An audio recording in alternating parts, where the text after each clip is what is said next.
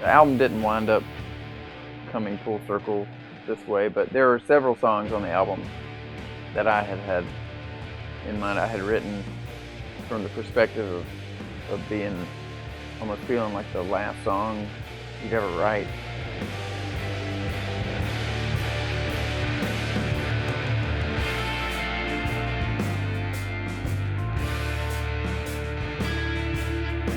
The difference between In the Marrow and the previous albums in the recording process, one of the biggest things was we didn't have a label behind this one.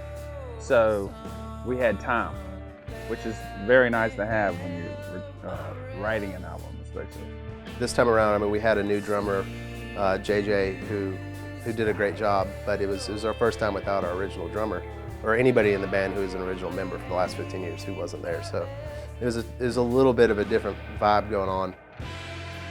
We recorded, I think, close to 15 or 16 songs, and we only wound up going with 8. That's just what felt kind of complete and final. And I think it plays really right.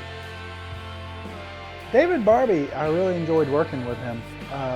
I liked his approach. He was very gear savvy, it seems like, and he knew how to get the tones that he wanted to out of his studio and out of his process, out of all of his equipment. David is he's really into old school fidelity. He's really into recording to tape and using all old gear. He did such a great job of really getting the sound of us in the studio onto a vinyl record and making it sound as good as possible. It really has more of like a classic album feel to it. Yeah, I mean, we were doing it with David straight to tape. David has a lot of the same tastes as the band. He wasn't just recording a band, he was like really enjoying the recording of this band.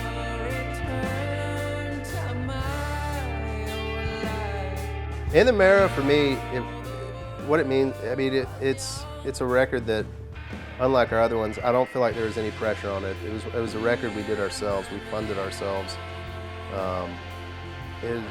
Really, we had more control of this than we've ever had of anything we've done.